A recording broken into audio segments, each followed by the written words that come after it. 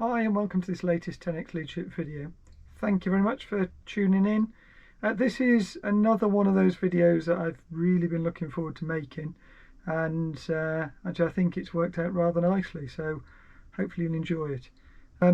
This week's video is why perfect is bad for you, bad for leaders and for their teams, and I'll explain why after the break.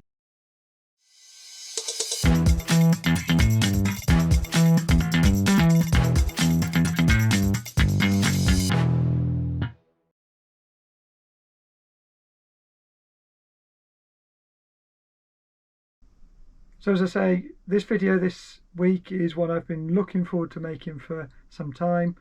I know quite a lot of people, especially leaders, who are obsessed with perfection, and it's not good for them. It's not good for you as a leader, and it's not good for their teams. And I'm going to hopefully explain why I say that, because the problem at the moment is there's so much in the world that suggests that we should be aiming for perfect, but I believe it's completely wrong. So let's get into it. So have a look at that picture. Just take it in for a minute. It's an absolutely fabulous landscape. It's Roy's Peak in New Zealand. And imagine being that person standing on the edge there, looking out, looking at that view. And imagine how peaceful it would be. Imagine how lovely it would feel, especially for an introvert like I am, to be in that isolated environment. Imagine how calm it would be. Just look how calm the water is. Imagine just being there and being able to hear everything, and just hear nature and be connected to it. Be absolutely fantastic, wouldn't it? In fact, some would say that is just perfect. But of course, this whole video is about why perfection isn't the thing we should be aiming for.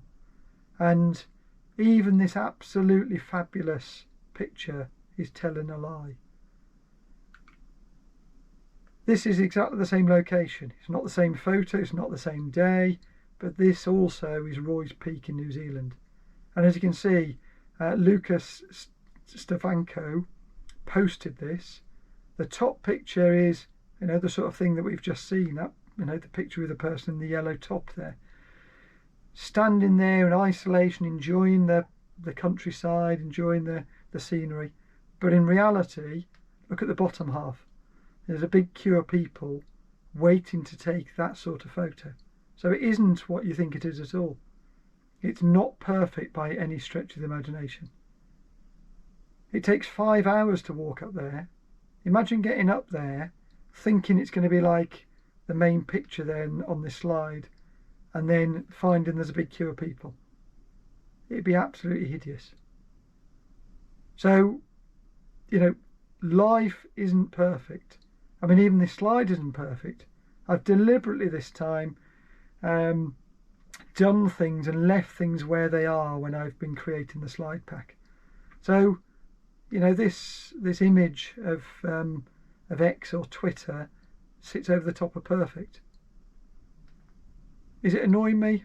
Well, it could do, couldn't it? But you just got to let it go. It isn't perfect. The slide wasn't going to be perfect anyway. Does it matter? No, it doesn't. But of course, just having this sort of image and describing it in this way doesn't really mean anything, does it? We still have people, and we still have lots of leaders actually saying that they expect it to be perfect, whatever that is. And it could be the project you're delivering, it could be, I don't know, a sale you're expected to make, it could be your own performance. People say it all the time. I expect it to be perfect. And for me, perfection doesn't exist. It just simply does not exist. And the reason for that, there's lots of reasons, but one of the reasons is it's relative and it's not absolute.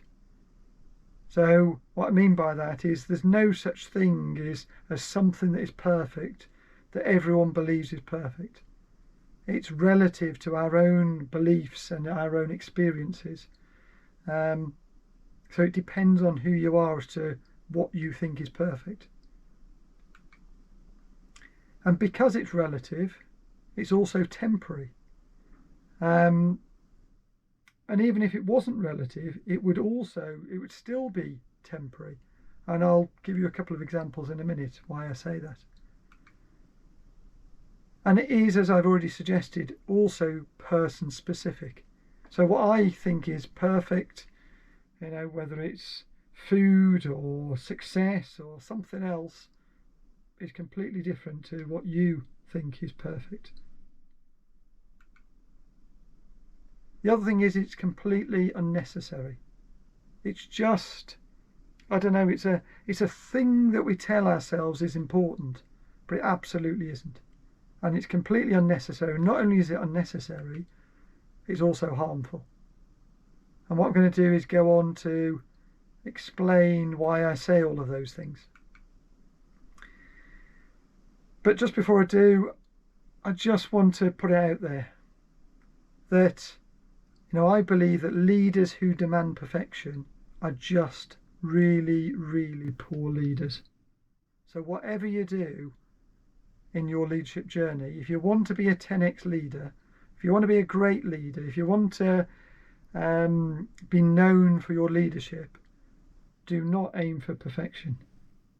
It will kill it stone dead. So let me go on to a couple of the points. It's relative, not absolute. So what do I mean by that? I suppose tied into this also is the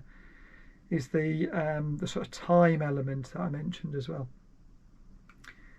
So back in 2007, this is Steve Jobs very proudly and quite rightly talking about the launch of the original iPhone, the first real smartphone in the world.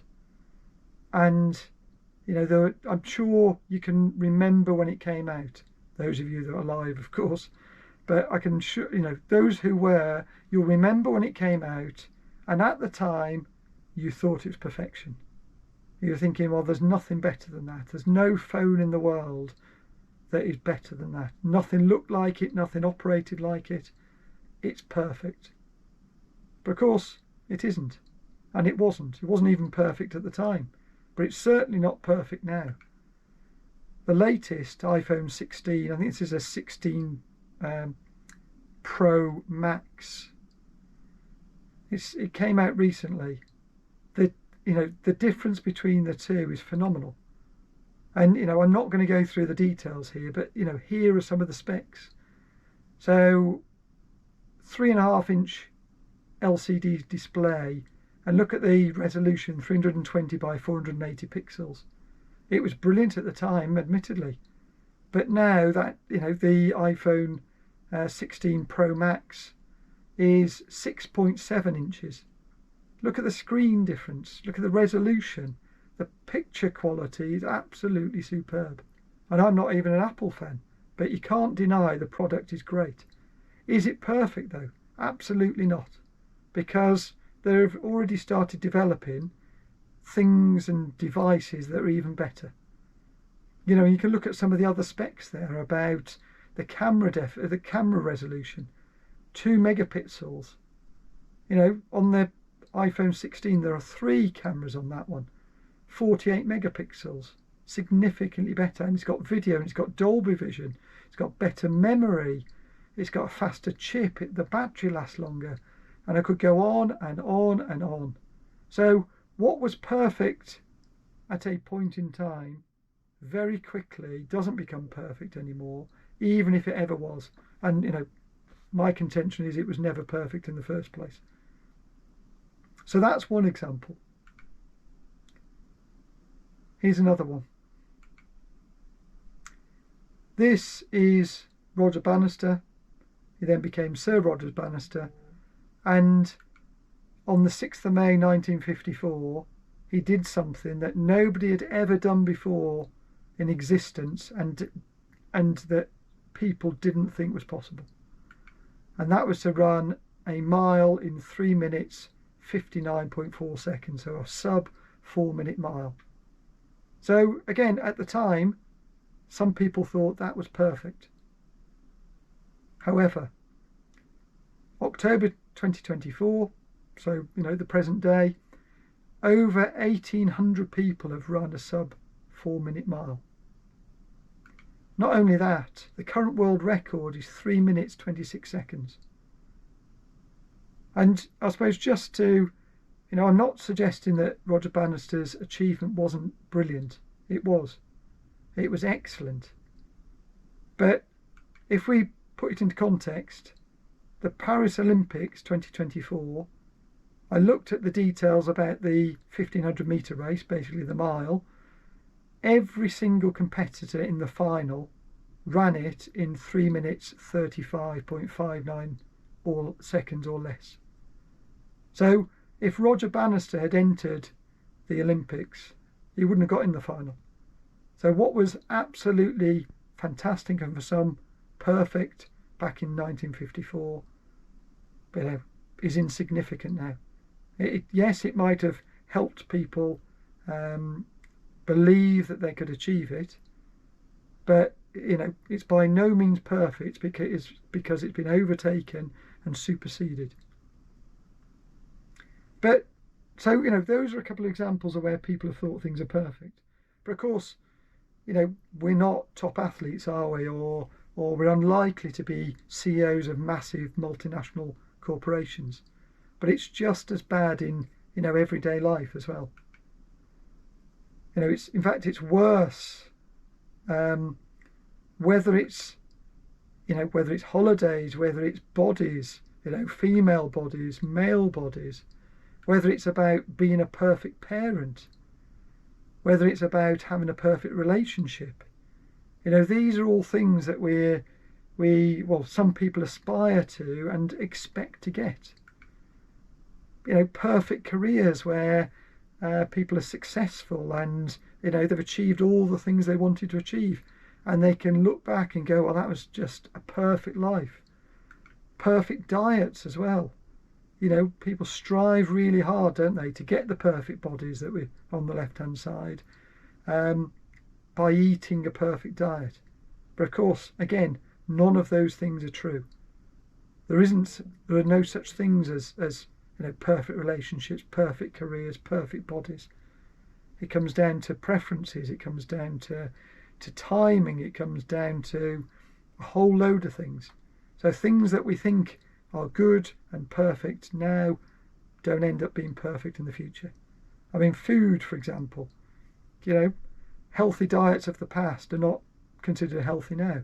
And what we're eating now and we think is healthy, we will find, in years to come, when we're all eating individually, I know we eat individually anyway, but I mean, when we can tailor our diet to our individual bodies and we know exactly what works and what doesn't for us, we'll look back and go, well, why did everyone eat the same sort of food? Why did people think that having eggs was good for everyone?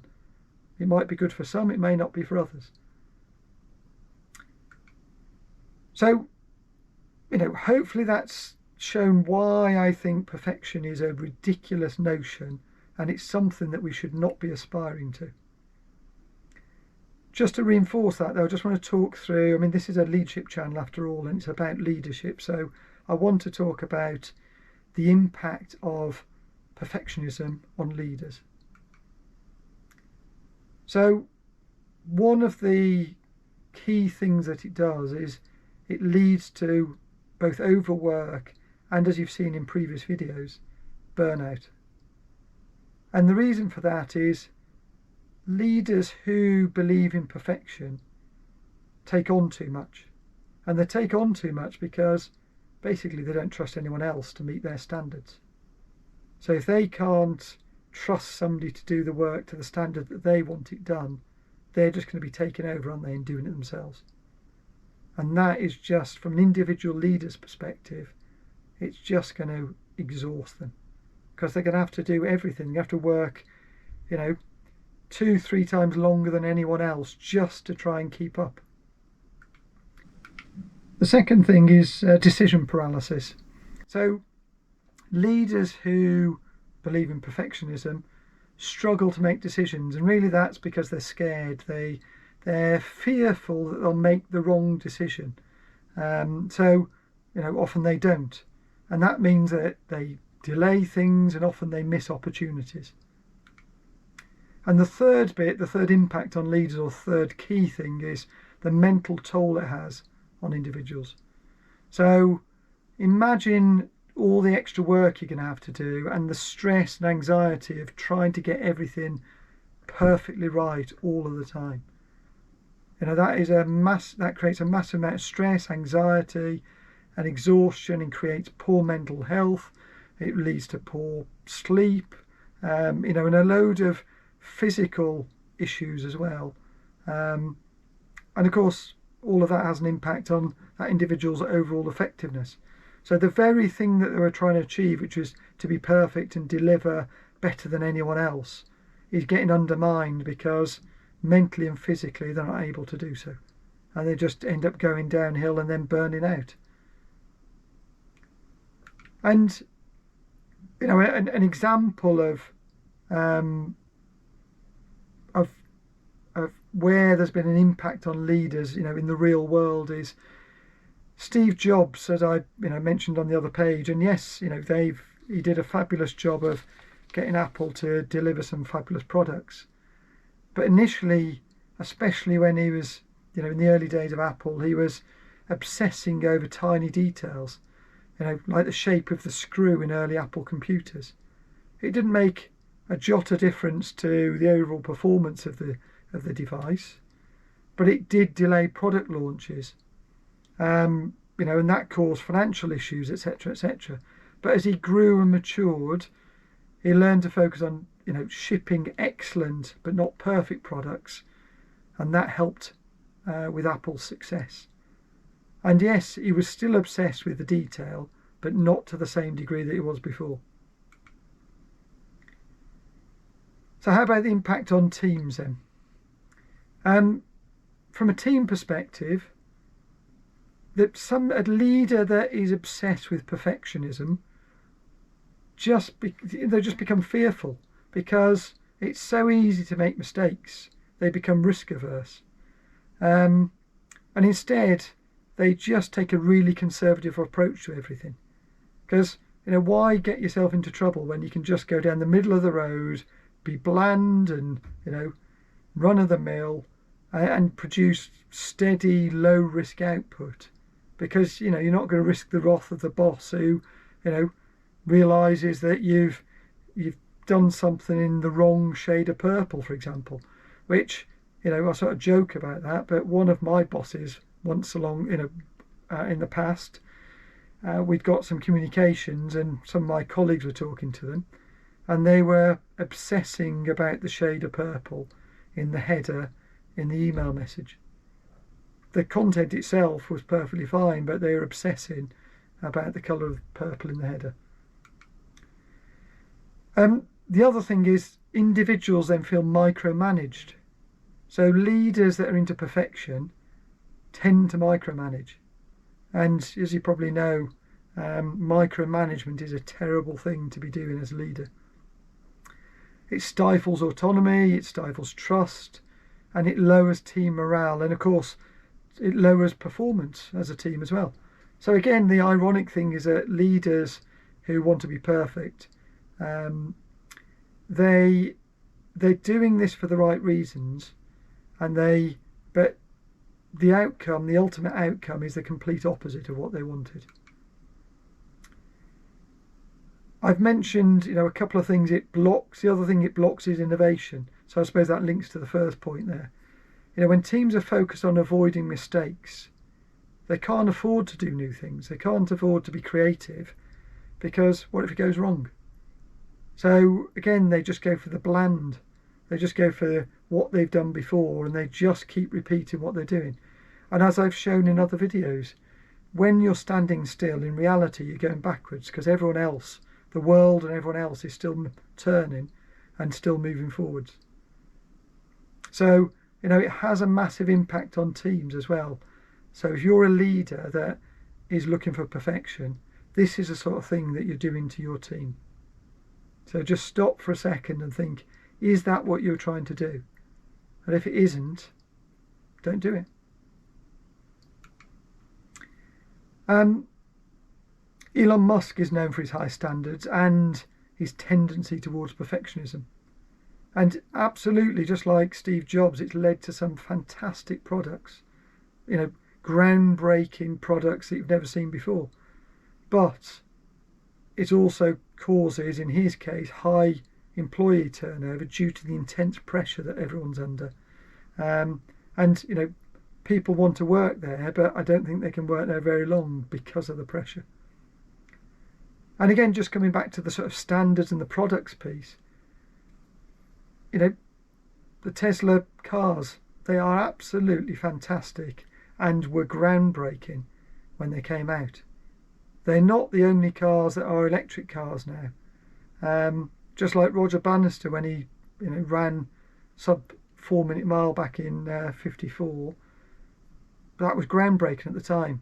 It wasn't perfect though. The other thing just to point out is the ripple effect of, you know, you as a leader. We've talked about the impact on individuals right at the start. We've talked about the impact on you as a leader and on your team, but it has wider implications. So we talked about briefly about, you know, missing or delaying things to try and get everything perfect, but that does cause problems. So people who are leaning towards perfectionism tend to miss deadlines more. Their project timelines get pushed out to the right because they are delaying decisions, because they're agonizing over a detail that probably makes no difference to the product anyway. And because of that, because of all their tweaking and perfecting, they're missing out on opportunities. And as I said, the rest of the world continues to turn, and people are working on other products and ways of doing things. And what happens is some of those overtake them. You know, competitors in this example will be shipping their product and getting actual feedback from actual users to to improve their next product. So yeah, even I fall into the trap. And you know, an example of this was Kodak. You know, they were world leaders in terms of film. So they had the monopoly, but they delayed embracing digital photography because they wanted to perfect traditional film. And of course, that just, you know, we know what happened. There are still people who use traditional film, but virtually everyone now uses digital photography, you know, even professionals. So, you know, they just completely lost market share to others that overtook them. So, you know, if you're not careful, you and your team will just become old hat, won't be relevant anymore, will be overtaken. And that will be because of your approach to trying to get absolutely every detail perfect. So, you know, you might be sitting there saying, okay, well, I understand I don't need to do it then, but what can I do? So what is the antidote to perfectionism? Well, it's quite simple. It's about progress over perfection. So really it's a sort of agile methodology, and I will, or at least mindset, and I will do a video about agile methodology another day. It's about continuous improvement rather than flawlessness. And you know, the trick and the tip here is focus on the most critical 20% of your tasks that create 80% of the results. Get those right, get those going. If you happen to have some time then after that and you want to work on improving things, crack on. But don't spend 80% of your time on 20% of your output, because it's not going to work. The second is about growth mindset, and again, this is a sort of flag for a future video. I have touched on growth mindset in the past as well. Really, this is about learning from failure, and you can't have failure, can you, if you're aiming for perfection? But don't see failure as failure. See it as a way to innovate. See it as a way to learn and do things differently and improve things in the future. And the great thing about it is, if you're doing that, your teams will do that, and they'll also feel much more empowered. And as we know, empowered teams are much more effective and much more likely to deliver. And the third point is, you've got to trust and you've got to delegate. So you've got to delegate effectively. I've done videos in the past on when to delegate, how to know who to delegate to, and I suppose how much delegation you can give your team, or in fact individuals. But empower them as well. When they own activities, they will deliver them for you. You don't have to get involved in them. And that just distributes the responsibility, shares the workload out, prevents you being a bottleneck, and helps the team deliver. And after all, that's what you're trying to do. That's what you're there for as a leader. So move away from looking for perfection and go down these routes instead. And if you do that, you'll be in a much, much better place. So in conclusion, I suppose there's one simple message from me, and that's go for excellence, not perfection. So think back to Steve Jobs, Elon Musk, all of the people that you might admire, all of the products, all of the things that you might admire, and just think of it as excellence, not perfection. So even the top, I don't know, I was just thinking about bodybuilders then, because of the images on the previous slide. They will have worked incredibly hard, but they won't be doing absolutely everything perfectly. So don't assume that they are. Give yourself some slack. Be kind to yourself. Be kind to everyone else. Life is not about getting everything perfectly right. And as you've seen in these videos, and I've done it deliberately, not just this video, but all of them, some people will obsess about stumbling over a word or not getting some content perfectly aligned. It doesn't matter. If I can convey to you the key elements of what I'm trying to say, the sort of essence of each of the topics that I'm talking about in each of the videos, that's all that needs to happen. There'll be hundreds of things I could have said in addition, but does it make any difference? Does it materially change the message I'm giving and the understanding of the listener or viewer in the case of videos here? And it usually doesn't, in which case don't do it. Save yourself some stress, save yourself some hassle, save your team some hassle, and perform better as a leader and help your team perform better overall by going for excellence, not perfection. A slightly longer video this week, a slightly different format as well. I hope you liked it. If you did, do me a favour. I'm not aiming for perfection, but it would be nice if I felt like I was making progress with these videos and more people were watching them and having access to them each week. So if you liked it, please click the like. If you didn't, please tell me why. Please do subscribe though, that really helps the channel. Click on the notification bell if you want to know when each of these videos is released. There's one every Monday morning, 6:09. Just help me help others become the great leader that they can be. Often it's just because they don't know what they're supposed to be doing. So please share, please tell your friends, and I'll see you in the next video. Thank you very much for tuning in.